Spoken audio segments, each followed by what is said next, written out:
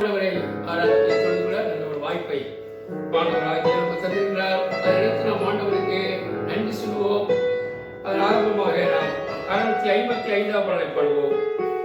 எந்த இயேசு எனக்கு நல்லவர், அவர் என்றென்றும் போதுமானவர் என்ற பாடலை பாடி ஆண்டவரை நாம் மகிமைப்படுத்துவோம். 655ஆம் பாடல். எந்த இயேசு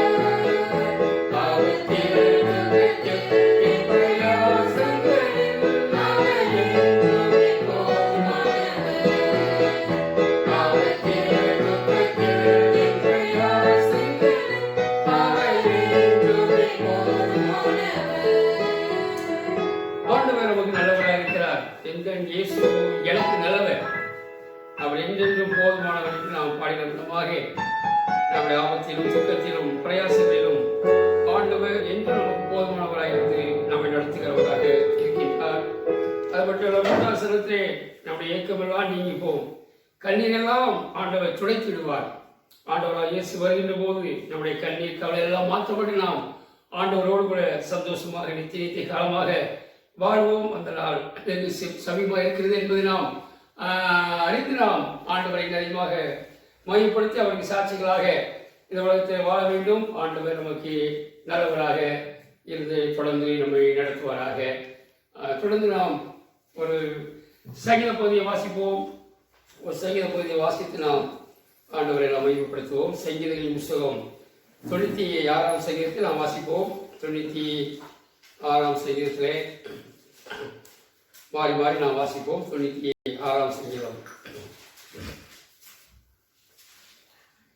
சங்கீதங்களின் புஸ்தகம் 96 நாம் மாறி மாறி சங்கீதத்தை வாசிப்போம். கர்த்தருக்கு புதுப்பாட்டை பாடுங்கள், பூமியின் குடிகளே, எல்லாரும் கர்த்தரை பாடுங்கள். கர்த்தரை பாடி அவருடைய நாமத்தை ஸ்தோத்திரித்து நாளுக்கு நாள் அவருடைய ரட்சிப்பை சுவிசேஷமாய் அறிவியுங்கள். ஜாதிகளுக்குள் அவருடைய மகிமையையும் சகல ஜனங்களுக்குள்ளும் அவருடைய அதிசயங்களையும் விவரித்து சொல்லுங்கள்.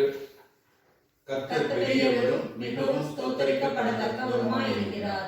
எல்லா தேவர்களிலும் பயப்படத்தக்கவர் அவரே. சகல ஜனங்களும் ஜனங்களுடைய தேவர்களும் உக்கிரைகள் தானே. கர்த்தரோ வானங்களை உண்டாக்கினவர். மகிமையும் கனமும் அவர் சமூகத்தில் இருக்கிறது. வல்லமையும் மகத்துவமும் அவர் பரிசுத்த ஸ்தலத்தில் உள்ளது. ஜனங்களின் வம்சங்களே, கர்த்தருக்கு மகிமையும் வல்லமையும் செலுத்துங்கள். கர்த்தருக்கே அதை செலுத்துங்கள். கர்த்தருக்கு அவருடைய நாமத்துக்குரிய மகிமையை செலுத்தி காணிக்கைகளை கொண்டு வந்து அவருடைய பிரகாரங்களை பிரவேசியுங்கள். பரிசுத்த அலங்காரத்துடனே கர்த்தரை தொழுது கொள்ளுங்கள். உலகத்தாரே, நீங்கள் யாவரும் அவருக்கு முன்பாக நடுங்குங்கள். கர்த்தர் ராஜரீகம் பண்ணுகிறார், ஆகையால் பூச்சக்கரம் அசையாதபடிக்கு உறுதிப்பட்டிருக்கும். அவர் ஜனங்களை நிதானமாய் நியாயம் தீர்ப்பார் என்று ஜாதிகளுக்குள்ளே சொல்லுங்கள். வானங்கள் மகிழ்ந்து பூமி பூரிப்பாகி சமுத்திரமும் அது நிறைவும் விளங்குவதாக. நாடும் அதிலுள்ள யாவும் களிகூறுவதாக. அப்பொழுது கர்த்தருக்கு முன்பாக காட்டு விருட்சங்கள் எல்லாம் தோன்றியிருக்கும். அவர் சேர்ந்து வாசிப்போம். அவர் வருகிறார், அவர் பூமியை நியாயம் தீர்க்க வருகிறார். அவர் உலகத்தை நீதியோடும் ஜனங்களை சத்தியத்தோடும் நியாயம் தீர்ப்பார். ஆண்டவர் இந்த வசனத்தை நமக்கு ஆசீர்வதிப்பாராக. இந்த சங்கீதத்திலே ஆண்டவரை பற்றி நாம் அதிகமாக தியானிக்க முடியும். ஆண்டவர் எப்படிப்பட்டவராக இருக்கிறார் என்று சங்கீதக்காரன் சொல்கிறார். முதலாவதாக 4ஆம் வசனத்திலே கர்த்தர் பெரியவர் என்று அவர் சொல்கின்றார். கர்த்தர் பெரியவர், மிகவும் ஸ்தோத்திரிக்கப்படத்தக்கவர். நம்முடைய ஆண்டவர் பெரியவராக இருக்கின்றார். அவர் மிகவும் ஸ்தோத்திரிக்கப்படத்தக்கவராக இருக்கிறார். காரணம், அவர் எல்லா தேவர்களிலும் பயப்படத்தக்கவர். நம்முடைய ஆண்டவர் எல்லா தேவனை காட்டிலும் அவர் பயப்படத்தக்கவராக பெரிய தேவனாக இருக்கிறார் என்று நாம் பார்க்கிறோம். அவ்விதமான அந்த பெரிய தேவனை நீங்கள் நான் சேவிக்கவும் ஆராதிக்கவும் ஆண்டவராக தேவன் விதமான ஒரு வாய்ப்பை நமக்கு தந்திருக்கிறார் என்பது ரொம்ப அற்புதமான காரியம். தொடர்ந்து அவர் என்ன சொல்கின்ற கவனிகள் அங்கே உள்ள குறிப்பை நாம் பார்க்கின்றோம். விதமாக 7ஆம் வசனத்திலே பாருங்கள். 7ஆம் வசனத்திலே ஜனங்களின் வம்சங்களே, கர்த்தருக்கு மகிமையையும் வல்லமையும் செலுத்துங்கள். கர்த்தருக்கே அதை செலுத்துங்கள். ஆண்டவராக தேவன் தொடர்ந்து நம்மிடத்தை எதிர்பார்க்கிற என்ன? ஜனங்களின் வம்சங்களை கர்த்தருக்கு மகிமையும் வல்லமை செலுத்துங்கள் என்று நம்முடைய ஆண்டவர் மகிமையானவர், வல்லமையானவர். ஆக அவருக்குரிய அந்த மகிமையும் வல்லமை நாம் செலுத்தி ஆண்டவரை ஆராதிப்பது ஆண்டவருக்கு பிரியமான ஒன்றாக காணப்படுகிறது. ஆகவே நாம் நம்முடைய ஆண்டவருடைய மகிமையை வல்லமை அறிந்தவர்களாக ஆண்டவருக்கு அந்த மகிமையை செலுத்தி ஆண்டவரை நாம் ஆராதிப்பது அது ஒரு பெரிய பாக்கியமாக இருக்கின்றது. ஆண்டவர் அதை விரும்புகிறவராக காணப்படுகிறது. அது மட்டுமல்ல, தொடர்ந்து நம்முடைய ஆராதனை எவ்விதமாக இருக்கணும் என்று ஆண்டு விரும்புகிறார். நம்முடைய ஆராதனை எவ்விதமாக இருக்க வேண்டும் என்று ஆண்டு விரும்புகின்ற அந்த 9ஆம் வசனத்தை நாம் கவனிக்கின்ற போது நாம் எப்படி ஆண்டவரை தொழுது கொள்ள வேண்டும், எப்படி ஆண்டவரை ஆராதிக்க வேண்டும் என்று அங்கே சங்கீதக்காரன் தொடர்ந்து சொல்லுகின்றார். பரிசுத்த அலங்காரத்துடனே கர்த்தரை தொழுது கொள்ளுங்கள்.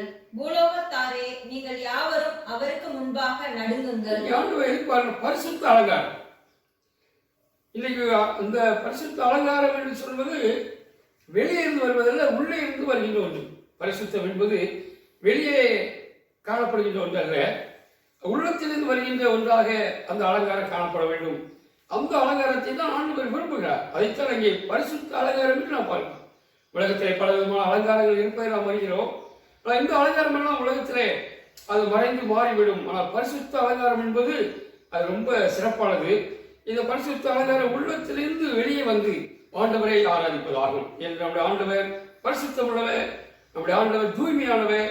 ஆண்டவர் அந்த பரிசுத்தமுள்ள ஆண்டவரை ஆராதிக்க நாமும் பரிசுத்த அலங்காரத்தோடு ஆண்டவரை ஆராதிச்சுவது விளையாடப்பட்ட காரியமாக இருக்கிறது. அந்த நிலைமையில் நாம் ஒவ்வொருவரும் பரிசுத்த அலங்காரத்தோடும் ஆவியோடும் உண்மையோடும் அவர் வல்லமையும் மகிமையும் நாம் செலுத்தினவர்களாக, நம்முடைய ஆண்டவர் மகா பெரிய என்பதை அறிந்தவர்களாக அவருக்கு எல்லா கனமும் மகிமையும் ஸ்தோத்திரத்தையும் செலுத்தி தொடர்ந்து அவருடைய நாமத்தை மகிமைப்படுத்த ஆண்டவர் நமக்கு இரக்கமும் கிருபையும் செய்வாராக. ஆண்டவர் அமைந்த வார்த்தைகள் நமக்கு ஆசீர்வதித்து தருவாராக. ஆமென். இந்த நாளும் ஆண்டவரை ஆராதிக்கின்ற தொழுது கொள்கின்ற வாய்ப்பை தந்தார். ஆண்டவரை பாடவும் உங்களுடைய வார்த்தையை தியானிக்கவும் ஆண்டவர் நமக்கு வாய்ப்பை தந்திருக்கிறார். தொடர்ந்து நம்மை அர்ப்பணித்தவர்களாக ஜெபம் செய்வோம். எல்லா மகிமையும் மாட்சிமையும் நிறைந்திருக்கிற பரமத்தின் பரமபிதாவே, இந்த நாளுக்காய் ஸ்தோத்திரம். இந்த 5ஆம் மாதத்தின் இந்த 3ஆம் நாளுக்காக நன்றி செலுத்துகின்றோம். இந்த நாளில் நாங்கள் சமூகத்தை கடந்து வந்து சற்று நேரம் ஆண்டவர் பாடவும் உடைய வார்த்தைகளை தியானிக்கவும் தந்த நல்ல வாய்ப்புக்காக ஸ்தோத்திரம். இந்த நேரத்தை எங்களுக்கு ஆசீர்வதித்து தந்த கலஞ்சி உலகத்தின் சூழ்நிலை சக்திகளுக்கு எதிராக கடினமாக இருந்தாலும் அதன் நடுவிலும் அவ்வாறாக சுருக்க சிலராய் வந்து உமக்கு நன்றிகளையும் துதிகளை ஏற்கின்ற நல்ல வாய்ப்பு தந்த ஸ்தோத்திரம். இந்த நேரத்திலே ஆவியாருடைய ஆளுகை என் மத்தியில் இருந்த ஸ்தோத்திரம்.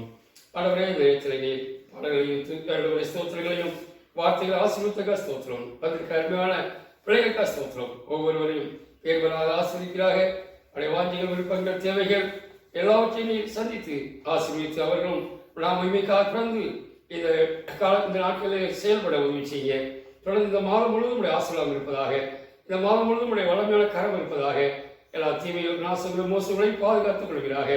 இந்த தேசத்தில் இருக்கிற இந்த கொரோனா என்ற பயங்கரமான கொலை நோய்க்காக்கி தேசத்தை ஆசீர்வதிக்கிறாக, தேசத்துக்கு சேமத்தை தருவீராக. அவ்விதமாக பிரகாஷ் ஸ்தோத்திரம். தொடர்ந்து எங்கள் ஒவ்வொருவரையும் உடைய வளமையான கரங்களிலே அர்ப்பணிக்கிறோம்.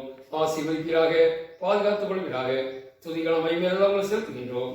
ஆண்டவராகிய இயேசு கிறிஸ்துவின் மூலம் வேண்டிக் கொள்கிறோம் நல்ல பிதாவே, ஆமென். என் ஆத்துமாவே கர்த்தரை ஸ்தோத்திரி, என் முழு நாமத்தை ஸ்தோத்திரி. என் ஆத்துமாவே கர்த்தரை செய்த சகல உபகாரங்களையும் மறவாதே, ஆமென். நம்முடைய ஆண்டவராகிய இயேசு கிறிஸ்துவின் கிருபையும் பிதாவாகிய தேவனுடைய அன்பும் பரிசுத்த ஆவியானவரின் ஐக்கியமும் நம் அனைவரோடும் இன்னும் சதா காலங்களிலும் இருப்பதாக, ஆமென்.